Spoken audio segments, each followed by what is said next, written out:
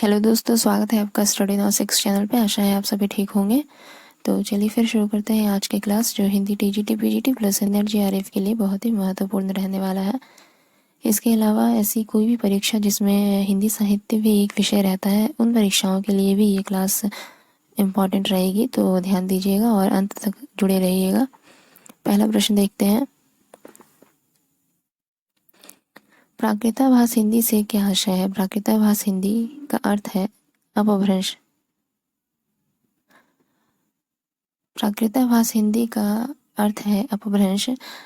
जिस प्रकार हजारी प्रसाद द्विवेदी जी ने अपभ्रंश को पुरानी हिंदी कहा था, उसी प्रकार आचार्य रामचंद्र शुक्ल जी ने प्राकृताभास हिंदी या फिर अपभ्रंश को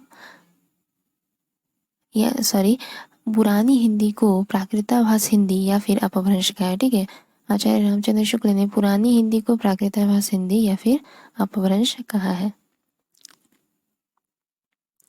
अगला प्रश्न है, 10वीं से 14वीं शताब्दी तक के साहित्य को किस विद्वान ने आदिकाल के अंतर्गत रखा है? तो आचार्य हजारी प्रसाद द्विवेदी जी ने 10वीं से 14वीं शताब्दी तक के साहित्य को आदिकाल के अंतर्गत रखा है। अपभ्रंश को पुरानी हिंदी सर्वप्रथम किसने कहा? अपभ्रंश को पुरानी हिंदी सर्वप्रथम चंद्रधर शर्मा गुलेरी जी ने कहा है। चंद्रधर शर्मा गुलेरी जी की 3 रचनाएं महत्वपूर्ण हैं, जो सुखमय जीवन, बुद्धों का कांटा और उसने कहा था।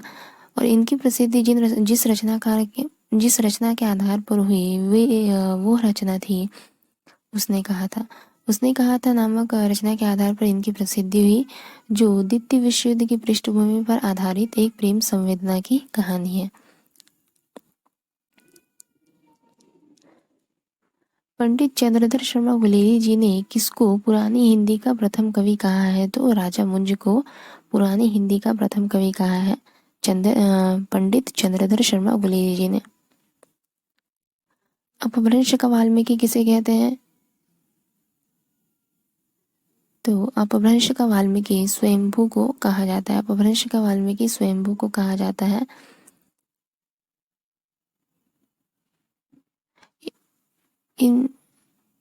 इनमें से किस ग्रंथ में लिखा है कि अग्नि परीक्षा के बाद सीता जी जैन धर्म में दीक्षित हो जाती है? तो पौमचरियो स्वयंभू द्वारा रचित ग्रंथ पौमचरियो में लिखा है कि माता सीता अग्नि परीक्षा के बाद जैन धर्म में दीक्षित हो जाती है। पौमचरियो में नारी के प्रति पुरुषों का दृष्टिकोण दर्शाया गया है कि उस युग में नारी के प्रति पुरुषों का दृष्टिकोण कैसा था, पुरुषों का व्यवहार कैसा था नारी के प्रति। इनमें से कौन सा ग्रंथ लौकिक चरित काव्य है? तो धनपाल द्वारा रचित भविष्यत कहा नामक ग्रंथ एक लौकिक चरित काव्य है। चरित काव्य क्या होता है? जैसे ज़्यादातर जो चरित काव्य होते हैं वे लोकप्रिय व्यक्तियों पर आधारित होते हैं, या फिर जो चरित काव्यों का नायक कोई लोकप्रिय व्यक्ति ही होता है। परंतु कुछ ऐसे भी चरित काव्य होते हैं जिसमें जो नायक होता है वह या तो किसी काल्पनिक या तो वह काल्पनिक होता है या फिर किसी लोक कथा से लिया गया होता है। ऐसा ही एक लौकिक चरित काव्य है, कौन सा? भविष्यत कहा, जो कि धनपाल द्वारा रचित है। अपभ्रंश का भवभूति किसे कहते हैं? तो पुष्पदंत को अपभ्रंश का भवभूति कहा जाता है। अपभ्रंश का वाल्मीकि स्वयंभू, अपभ्रंश का भवभूति पुष्पदंत। इनमें से कौन सी रचना पुष्पदंत की नहीं है? तो पौमचरियो रचना पुष्पदंत की नहीं है। बाकी सभी ये ऊपर वाली तीनों रचनाएं महापुराण, जयकुमार चरियो, जसहर चरियो पुष्पदंत की रचना है। कौन सी रचना स्वयंभू की नहीं है? तो महापुराण जो रचना है यह स्वयंभू की नहीं बल्कि पुष्पदंत की रचना है। इसके अलावा पौमचरियो, रुट्ठनेमी चरियो और स्वयंभू छंद, ये तीनों रचनाएं स्वयंभू की है। खड़ी बोली में सबसे पहले काव्य सृजन करने वाले कवि कौन है? तो अमीर खुसरो। खड़ी बोली में सबसे पहले काव्य सृजन करने वाले अमीर खुसरो हैं। इनकी रचनाएं हैं दो सुखने, गजल, मुकरी, पहेलियां इत्यादि। ठीक है, मुकरी लिखने का सर्वप्रथम प्रयास किसने किया? तो अमीर खुसरो ने ही किया था। 3 नंबर देखिए ग में। अमीर खुसरो को पहेलियों और मुकरियों का अमीर खुसरो की जो पहेलियां और मुकरियां रही, इसका उद्देश्य क्या रहा? तो मनोरंजन के माध्यम से लोक व्यवहार की शिक्षा देना ही अमीर खुसरो की पहेलियों और मुकरियों का उद्देश्य रहा। ये जनजीवन से जुड़कर, आम जनजीवन से जुड़कर अपनी काव्य रचना किया करते थे। अमीर खुसरो आम जनजीवन से जुड़कर अपनी काव्य रचना किया करते थे। इनमें से कौन सी एक शिलांकित कृति है? तो पाहुड़ दोहा, जो कि रोड़ा कवि द्वारा रचित एक रचना है, यह एक शिलांकित कृति है। गद्य पद्य मिश्रित यह एक चंपू काव्य है। निम्नलिखित में से कौन एक व्याकरण ग्रंथ के रूप में प्रसिद्ध है? तो उक्ति व्यक्ति प्रकरण, जो कि दामोदर शर्मा द्वारा रचित है। उक्ति व्यक्ति प्रकरण दामोदर शर्मा द्वारा रचित एक व्याकरण ग्रंथ है। इनमें से कौन सी भाषा आदिकाल की है? तो ब्रज भाषा जो है यह आदिकाल की भाषा है। ब्रज भाषा आदिकाल की भाषा है। खड़ी बोली आधुनिक काल की भाषा है और अवधी मध्यकाल की भाषा है। इसके अलावा डिंगल पिंगल भी जो शैलियाँ रही, यह भी आदिकाल की ही है। इसमें जो डिंगल शैली है वह वीर रस की रचनाओं के लिए प्रयोग किया जाता था और पिंगल शैली कोमल भाव की अभिव्यंजना के लिए प्रयोग किया जाता था। और डिंगल पिंगल शैली का प्रयोग राजस्थान के चारणों और भाटों द्वारा ज़्यादातर प्रयोग किया गया है। ठीक है। चारण साहित्य किस साहित्य का दूसरा नाम है? तो रासो साहित्य का दूसरा नाम है। चारण साहित्य रासो साहित्य का दूसरा नाम है। रासो साहित्य क्या था? मतलब जो साहित्य जिन साहित्यों में रचनाकार अपने आश्रयदाताओं का बढ़ा चढ़ाकर वर्णन किया करते थे, उनकी वीरता पराक्रम, उनका यशगान किया करते थे। केवल उन्हें आम जनजीवन से उनका कोई मतलब नहीं था। वे केवल अपने आश्रयदाताओं की प्रशंसा किया करते थे।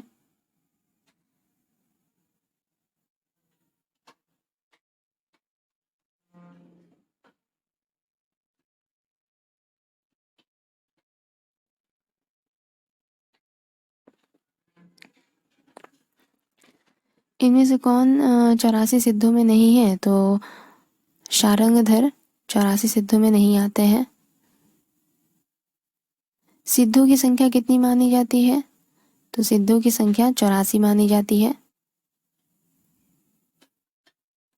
आदिकाल में किस प्रकार का साहित्य लिखा जा रहा था? तो आदिकाल में आम जनजीवन से हटकर केवल वीरता का अतिरंजित वर्णन किया जा रहा था आदिकाल में।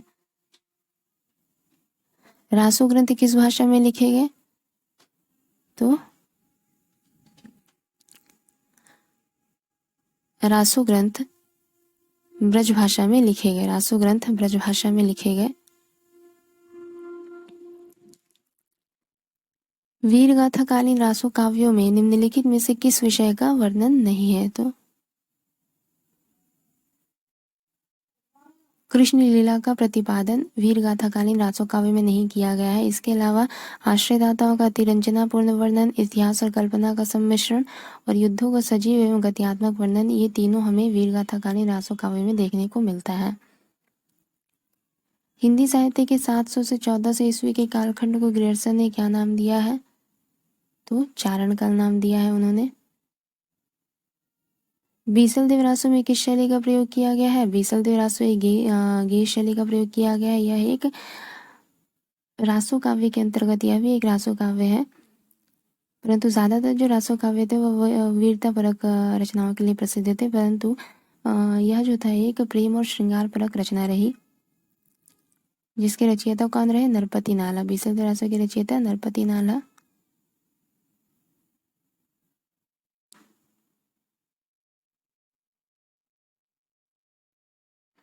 बीसल देव रासो के रचयिता कौन थे? तो नरपति नाला थे। निम्नलिखित रासो काव्यों में कौन सा काव्य एक प्रेम काव्य या फिर श्रृंगार काव्य है? तो बीसल देव रासो एक प्रेम काव्य या फिर श्रृंगार काव्य माना जाता है, जिसमें भोज परमार की पुत्री राजमती और बीसल देव तृतीय के विवाह वियोग और पुनर्मिलन की कथा प्रस्तुत की गई है। राजमती से रूठकर बीसल देव कहाँ चले जाते हैं? तो उड़ीसा चले जाते हैं वे राजमती से रूठकर बीसल देव। किस रासो ग्रंथ को आल्हा खंड के नाम से जाना जाता है? तो जगनीक द्वारा रचित परमार रासो को आल्हा खंड के नाम से जाना जाता है। इसमें उत्तर प्रदेश के आल्हा और उदल नामक दो वीरों की कथा को प्रस्तुत किया गया है, वीर गाथा को प्रस्तुत किया गया है। अगला है 12 बरिस ले कुकर जिए और 13 ले जिए सियार, बरिस 18 छत्री जिए आगे जीवन को धिक्कार। यह पंक्ति किसके द्वारा कही गई है? तो आल्हा के द्वारा कही गई है। वीरगाथा काल के प्रसिद्ध प्रबंध काव्य का नाम बताइए। वीरगाथा काल के प्रसिद्ध प्रबंध काव्य का नाम है पृथ्वीराज रासो। वीरगाथा काल के प्रसिद्ध प्रबंध काव्य का नाम पृथ्वीराज रासो।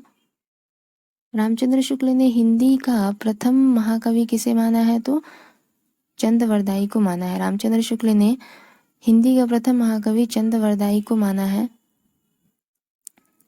पृथ्वीराज रासो को हिंदी का प्रथम महाकाव्य कहने वाले आलोचक कौन है? तो पृथ्वीराज रासो को हिंदी का प्रथम महाकाव्य कहने वाले आलोचक है आचार्य रामचंद्र शुक्ल। ठीक है। पृथ्वीराज रासो में पृथ्वीराज के पिता कौन थे? तो सोमेश्वर। पृथ्वीराज रासो में पृथ्वीराज के पिता रहे सोमेश्वर। पृथ्वीराज किसके प्रति अनुरक्त थे? तो पृथ्वीराज संयोगिता के प्रति अनुरक्त थे। खुमान रासो के रचयिता कौन रहे? खुमान रासो के रचयिता रहे दलपति विजय। खुमान रासो के रचयिता रहे दलपति विजय। निम्नलिखित में से कौन वीरगाथा काल की रचना नहीं है? इनमें से कौन वीरगाथा काल की रचना नहीं है? तो भक्तमाल जो रचना रही यह भक्ति काल की रचना रही और इसके रचयिता रहे नाभादास। भक्ति काल में भी यह राम भक्ति काव्यधारा की यह रचना रही थी।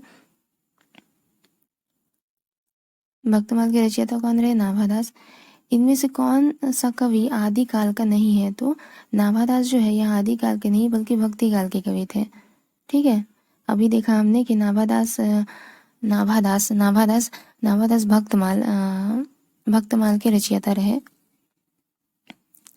नाभादास भक्तमाल के रचयिता थे और अग्रदास नाभादास जी के गुरु थे, यानी नाभादास अग्रदास जी के शिष्य रहे। इनमें से कौन सी रचना आदि काल की है? तो विद्यापति पदावली। विद्यापति जी द्वारा रचित पदावली आदिकाल की रचना है। विद्यापति की और दो रचनाएं हैं जिनके बारे में पूछा जाता है, कीर्तिलता और कीर्ति पताका। इसमें जो कीर्ति पताका रही यह अभी तक संपादित होकर प्रकाशित नहीं हुई है और कीर्तिलता और कीर्ति पताका दोनों अवहट्ट भाषाओं में रचित है।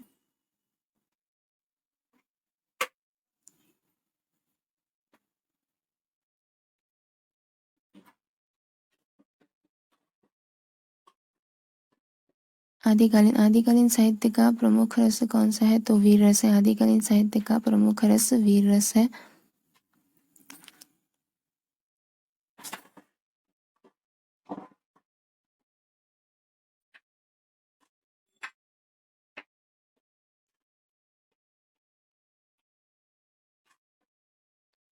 विद्यापति के कुल कितने ग्रंथों की रचना की गई है? तो विद्यापति के कुल 14 ग्रंथों की रचना की गई है।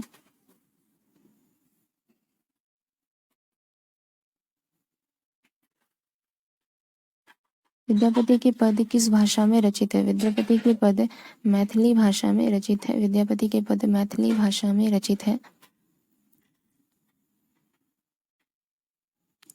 इन्हें मैथिल कोकिल भी कहा जाता है।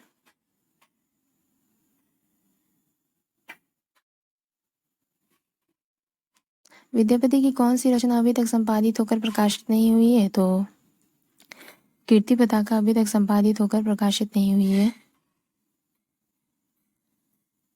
विद्यापति इनमें से किस रचना के आधार पर मैथिल कोकिल कहलाए? तो विद्यापति पदावली नामक रचना के आधार पर मैथिल कोकिल कहलाए हैं। देसिल बना सब्जन मिठैया प्रसिद्ध उक्ति किसने कही है? देसिल बना सब्जन मिठैया प्रसिद्ध उक्ति विद्यापति ने कही है।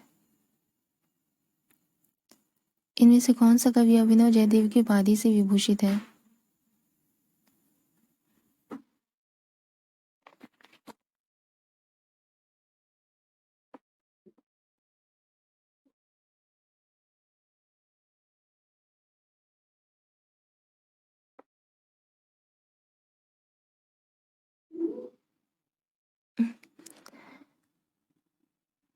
विद्यापति अभिनव जयदेव की उपाधि से विभूषित है। इनमें से कौन सा नाम नाथपंथी साधकों में शामिल नहीं है? तो कणप्पा जो है यह सिद्ध रहे, नाथ नहीं। कणप्पा, शबरप्पा, विरूपा, डोम्बिपा ये सभी सिद्ध साहित्य से जुड़े हुए रचनाकार रहे। नाथ पंथ के प्रणेता कौन थे? तो आदिनाथ थे। नाथ पंथ के संस्थापक आदिनाथ माने जाते हैं। आदिनाथ को शिव का ही अवतार माना जाता है। गोरखनाथ के गुरु कौन थे? तो मत्स्येंद्र नाथ थे गोरखनाथ के गुरु। नाथ पंथ में हठ योग का क्या अर्थ है? नाथ पंथ में हठ योग का अर्थ है, ह का अर्थ सूर्य और ठ का अर्थ चंद्र, इन दोनों के योग को ही हठ योग कहा गया है नाथ पंथ में। हठ योग का उपदेश किसने दिया था? तो गोरखनाथ ने दिया था। हठ योग का उपदेश गोरखनाथ ने दिया था। तो आज का ये हमारा अंतिम प्रश्न रहा। अगले क्लास में जल्दी मिलेंगे। तब तक के लिए अगर आप लोगों को अच्छा लगे तो लाइक, शेयर और सब्सक्राइब ज़रूर कीजिएगा। धन्यवाद।